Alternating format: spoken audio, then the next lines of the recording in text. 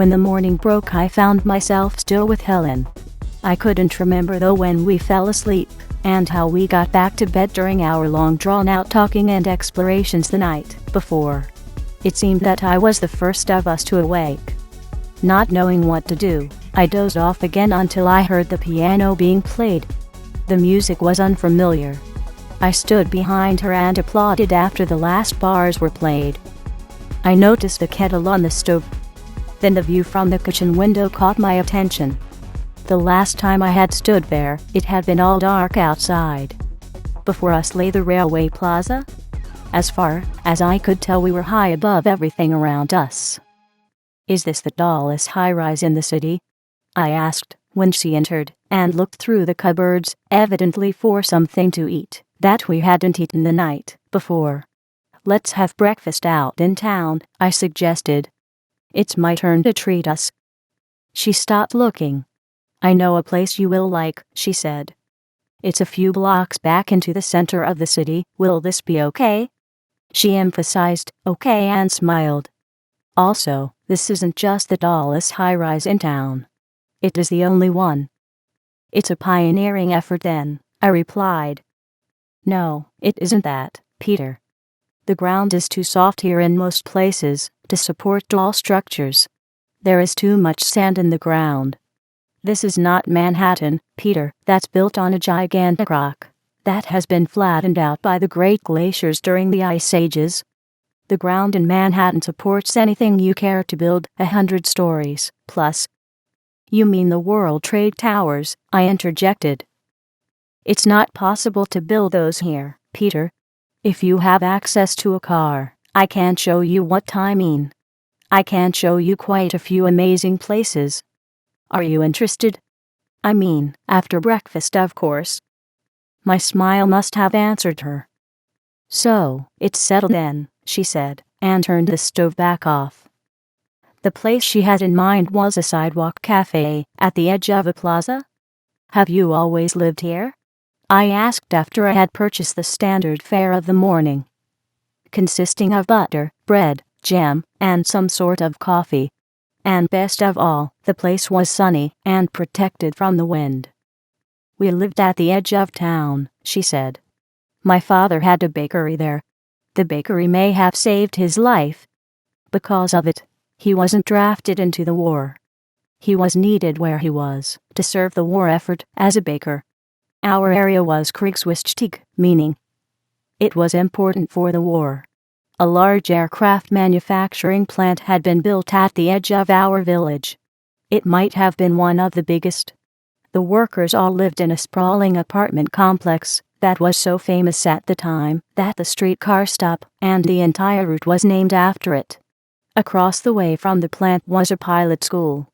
The plant supplied the warplanes, the school the pilots, and my father baked for them all, and the community suffered the pains when the pilots didn't return. Most of my friends in school didn't have their dad return home when the war ended. It took me a while to realize that every one of my friends were affected that way. I never knew their fathers." "You lived under Hitler then?" I said quietly.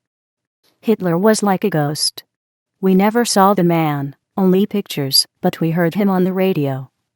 This seemed almost mandatory. Everyone was afraid in those days. When a friend of the family had her husband drafted, she took me with her to the barracks to see him off. The barracks were 3-story buildings encircling a large parade square. One building featured a picture of Hitler that was nearly half as tall as the building itself. I was only 5 years old then. When I saw the giant poster, I pointed to it, exclaiming something about it being a large pull-off. We had played with pull-off pictures that once soaked in water until they could be pulled off their backing and be pasted into a picture book. My reference to Hitler as a big pull-off had caused such fright that we immediately left without seeing her husband, whom we never saw again. I was deeply affected by this, since I had caused the fright and couldn't see a logical reason for it. But the worst came later, Helen continued, and it was of a kind that it took me some years to realize what had happened. My smaller sister had complained of a headache. Being concerned, my parents took her to the city hospital. When we came to visit her the next day, she couldn't recognize us anymore, and a couple of days or so later, she was dead.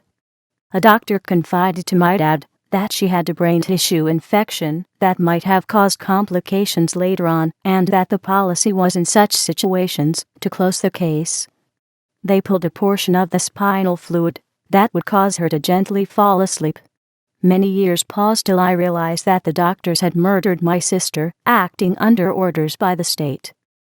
It took me just as long to realize later that fascism was not only the Nazis' hallmark, she continued. When the war ended, our state-of-the-art aircraft plant was demolished. It was razed to the ground and the site cleared. It took a dozen years to get this done. The victors of the war had demanded the destruction. A year later, a new plant was built to produce much-needed agricultural machinery. I couldn't figure out for a long time why a defeated nation, after all its suffering, had to be deprived of its capacity to recover itself. I didn't really understand this until I began to understand the nature of empire, whose masters ruled the post-war period. We drove past the place where the aircraft plant had stood. She told me that quite early after the war all the school children were served a hot luncheon in the plant cafeteria before the demolition began. Then the lunches stopped, and most of the kids went hungry. We also drove to the great sandpit that she wanted me to see. There, right in the middle of nowhere, the construction of a harbor had been started. A concrete pier had been built, and a grain elevator next to it. A canal leading to the harbor had also been built, partially. Then the construction stopped. She suggested that the project would never be completed, as river barge transportation has become obsolete in the age of modern railways. Only the sand had remained, the sand that much of the city is built on, and some great pools in the sand for the kids to swim in. The first thing that was rebuilt after the war, said Helen, was the concert hall and the opera house. This was done before even the railway station rebuilding was completed. Amidst all this hubbub of madness and destruction, it seemed important to the leaders of the city to rebuild that which is most related to the great human sacrament, as a foundation for the society's own inner rebuilding. And it had an amazing effect. During the early stages of the demolition of the aircraft plant, the kids that had played among the ruins had found aluminum tubing that they had filled with a homemade explosive and then hammered the ends shut. They placed them into campfires for the Big Bang effect. Can you imagine the madness, kids making explosives after a horrible war? One kid lost his hand when the explosive went off, hammering the end shut. Some of these bombs were placed on the streetcar tracks for the great boom they made. One even blew a wheel off. These sort of things happened in many places around the city, as many similar plants were demolished so that the aluminum tubing wasn't hard to come by. But once the opera house and the concert hall was in operation again, this madness somehow stopped. The sacrament of a great culture seemed to have this percolating effect. Of course, other causes might have contributed. Some of the great cultural renewal projects that came online in this early time frame also became directly organized in support of us kids, Helen continued. The state had a wide range of summer camps organized and youth festivals. We had theater groups operating and motorcycle races in the summer. One of the ironworks in the city that hadn't been demolished after the war, that a friend of mine worked for, had been given by the state a gigantic old villa that was located near a river. The big properties of the previously super-rich had all been confiscated and used for social events. The villa became the ironworks clubhouse. It became the base camp for boat races on the river and movie nights and dances. This place was so huge that we had several types of music going on at once during the dance weekends. And all the workers' friends, of course, were welcome too. I remember my brother and I carrying the big family radio down to the place by the river with stacks of records and a record player to help with the dance music. This place was wide open to anyone who cared to fit in, so it seemed. There were no outsiders or insiders. In fact, most of the basic things were subsidized so that no one would ever feel poor again, being overshadowed by the rich. The streetcar rides had only cost a dime. And a movie ticket not much more. The sense of not being poor, though everyone really was rather poor, had created a wonderful sense of closeness in society that is fast disappearing now. The only social status that I remember, looking back on those days, was related to the individual's intellectual achievements. There was one girl that I remember, she was brilliant in everything, so that everyone looked up to her, and some even tried to catch up. Remembering those days, the term sacrament comes to mind. In this sacrament, the grand human aspects were the things that counted. Sure, we had problems too. Germany was divided. The West became capitalized. Money became the golden cow there. The West was allowed to build itself up with American influx and goods from all over the world, evidently to create a contrast against communism. And it worked. It created tensions. People left the East in such large numbers that the border had to be closed. There were times when the trains were crowded going to Berlin and empty on the return trip, drawing away many skilled workers and professionals. This, too, was likely intentional, Peter. The big contrast that caused this has caused deep economic problems and friction that led to fascist responses by the state, which may have also been intended. The travel restrictions to the West have become a sore spot that is increasingly hurting everyone. Of all the impositions that are hurting us, this confinement cuts deepest into the sense of sacrament that has been so hard won over many years. The restrictions aren't hurting me personally, said Helen. I have no desire to travel to the West. I find Russia and China more interesting. I have spent 3 years in Novosibirsk under a student exchange program. I didn't have to work during this time. All my living was paid for, the tuition was free, all the riches of the world's greatest science city was there within reach for the grasping. I came back a richer person than I could ever have imagined as possible. Where in the West would I find anything comparable? In the West, the cost of tuition is fast becoming a financial millstone around the student's neck, and they get little for it that is even remotely worth the price. Under the rule of empire, education and science has been turned backwards and upside down in the West. They are teaching politically correct illusions rather than the truth and real universal physical principles. I am a part-time teacher at our university now. I try to be as truthful with my students as I can, and this, Peter, is exciting. It strengthens the human sacrament.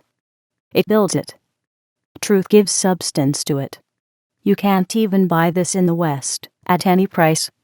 Truth, in the West, is shaped by what is decreed as politically correct, as determined by the masters of the world empire.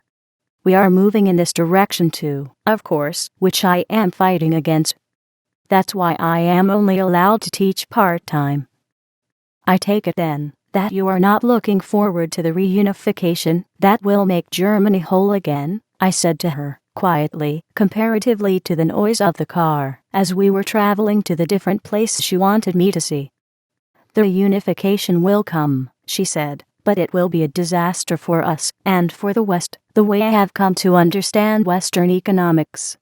In the West, money is king, but it no longer represents anything real. It has become an entity in itself, detached from physical living and the actual needs of society. The West is thereby collapsing inwardly. This is actually spelled out openly as the policy of deindustrialization. The new game is to make money without producing anything that is real, whereby the physical structures collapse. Our city is presently supported with an industrial infrastructure that employs 100,000 workers. Everything is focused on the underlying objective, to meet society's needs, which is a part of our sacrament culture that still functions along this line. When we become westernized, which reunification implies, then this structure becomes turned upside down.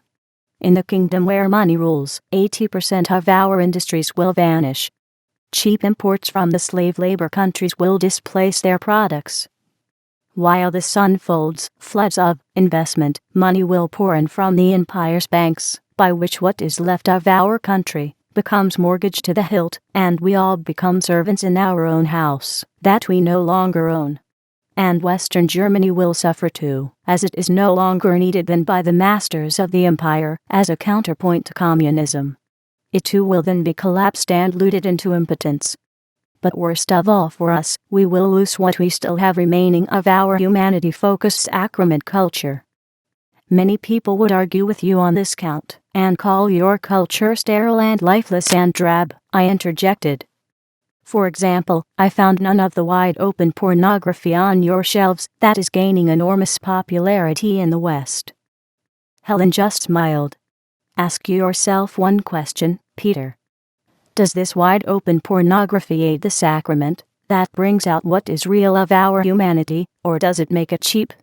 We don't hide the human body in our culture and its sexual dimension, but we don't flaunt the sexual aspects, either that are essentially mental in nature, but let the mind fill in the blanks. Our sexual literature doesn't replace the sacrament, but aids it. For this reason you won't find any explicit sexual scenes in our movies, either, even when the subject is totally sexual. We had great movies along these lines in the early days, and we still have a few good ones now and then, though the art of supporting the sacrament is fast slipping away. There is a movie running right now that is of this fast-fading category, said Helen. You should go and see it.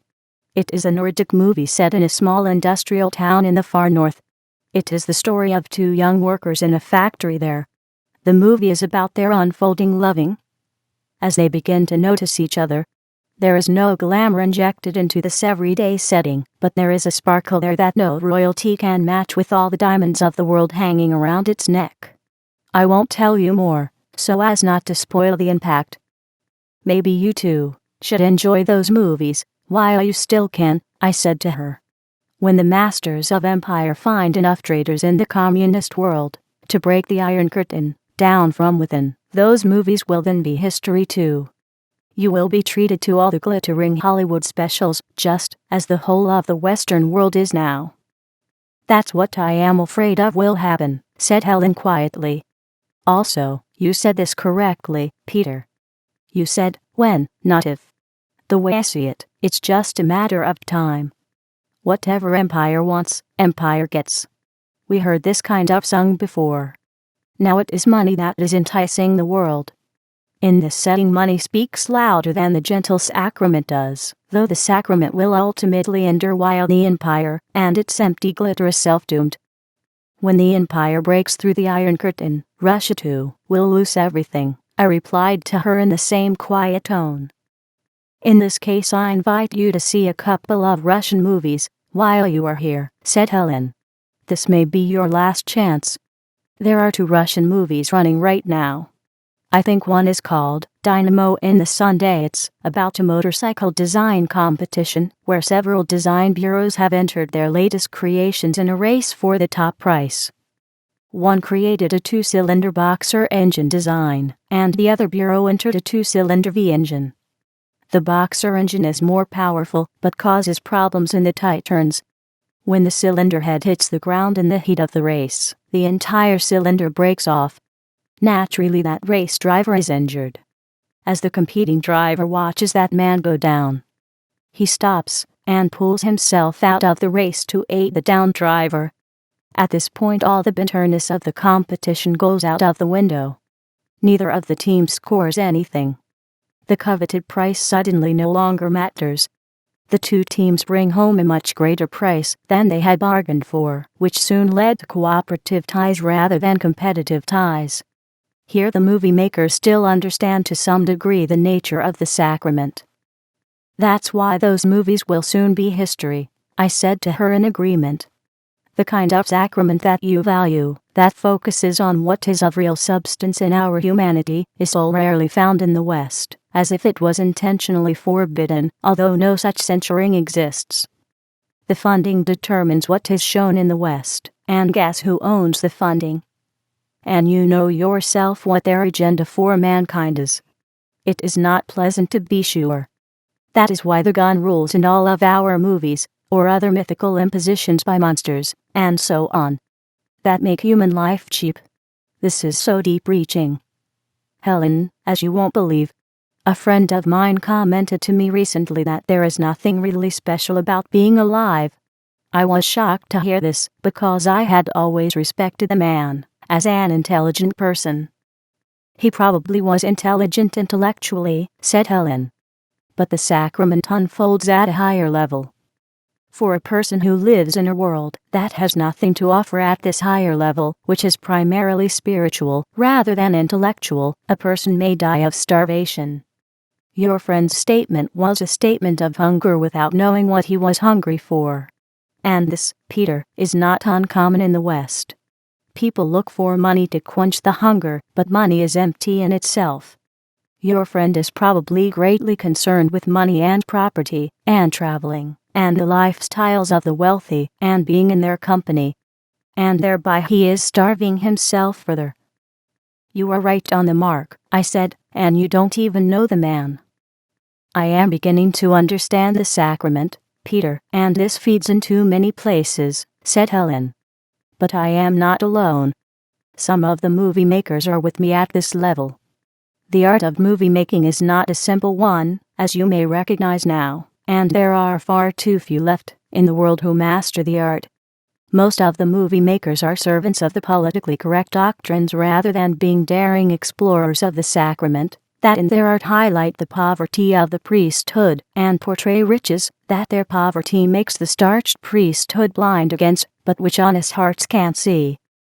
I should really take time out to see the examples that you are talking about, since all of that is at stake to be lost if the healing of the world from empire isn't achieved. Unfortunately, I don't have much time for going to the movies. I have a mission to fulfill. I have to meet an official representative of the East German government at the beach on the Kolkwitzer Lake. No, Peter, you are wrong on this count. You will make yourself the time if I invite you to join me to see 2 movies tomorrow, she said gently, and grinned. Am I right?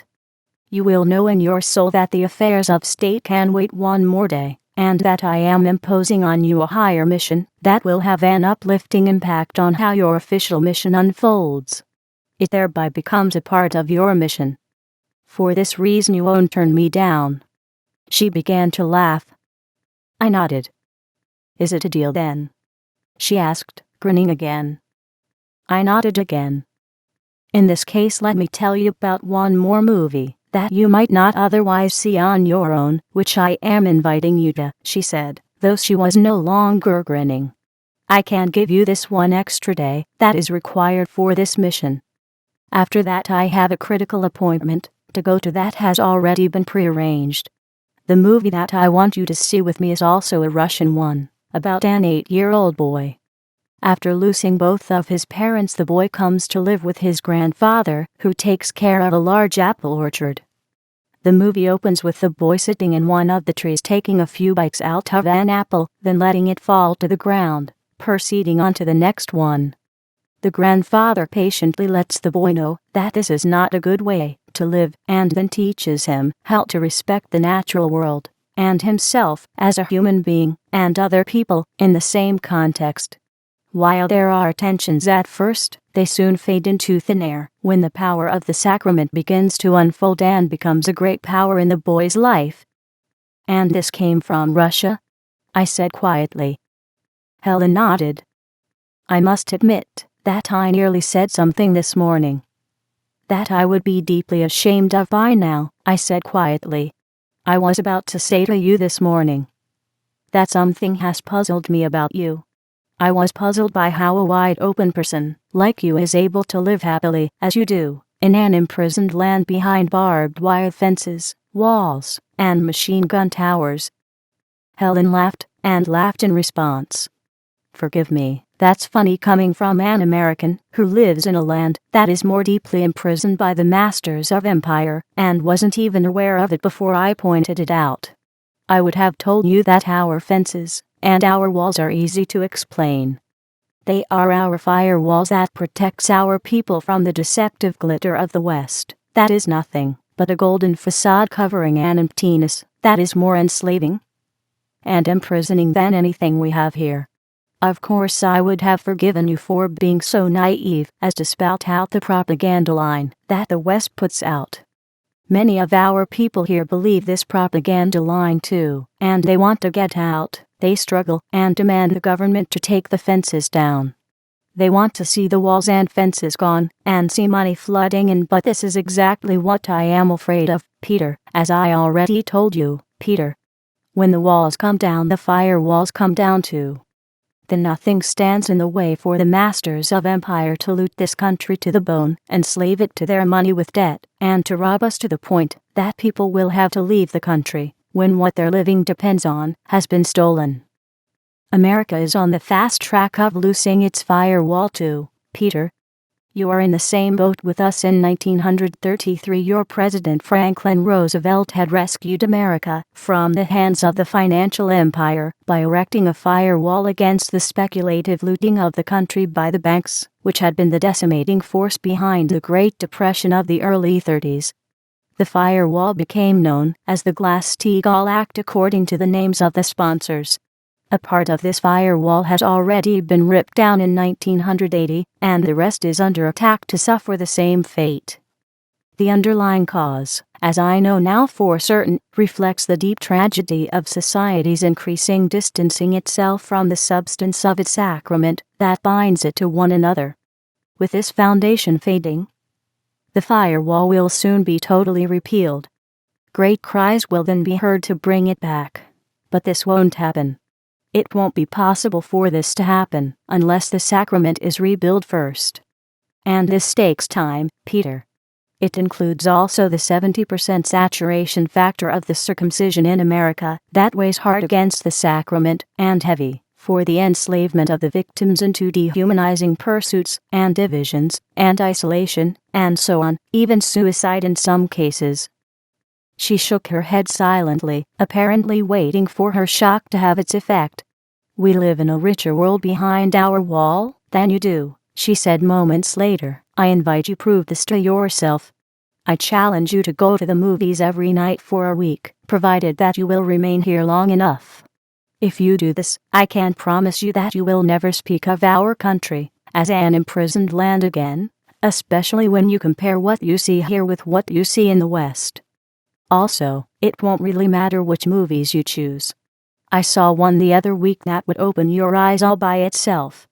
It conveys a love story between a railway engineer and a sophisticated woman who is an opera singer.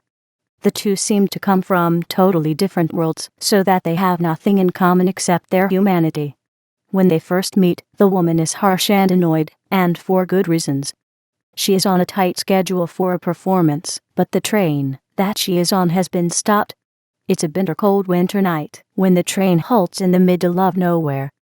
The cold had made the steel of the rail line brittle so that it had cracked and finally broke. The track evidently had to be repaired before that train could continue. The woman rushes out to see why the train has stopped. She meets the engineer head-on, who was in charge of the repairs that had posed a greater challenge than had been anticipated. In the course of them both helping each other in understanding and dealing with each other's impasse, the one thing they discover they have both in common comes to the foreground and overpowers everything. The entire movie becomes thereby an exercise in exploring a profound aspect of our sacrament that unites us. The movie is totally human and sexual too, with her being amazingly attractive. But you'll never see a sexual scene. The sacrament happens in the mind, where all spiritual aspects unfold, including the sexual aspects that are fundamentally spiritual, even if they involve certain physical aspects of expression.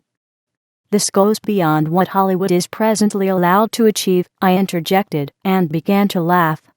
A movie without explicit sex, you say, without guns, without death threats, without violence, cheating, or scheming.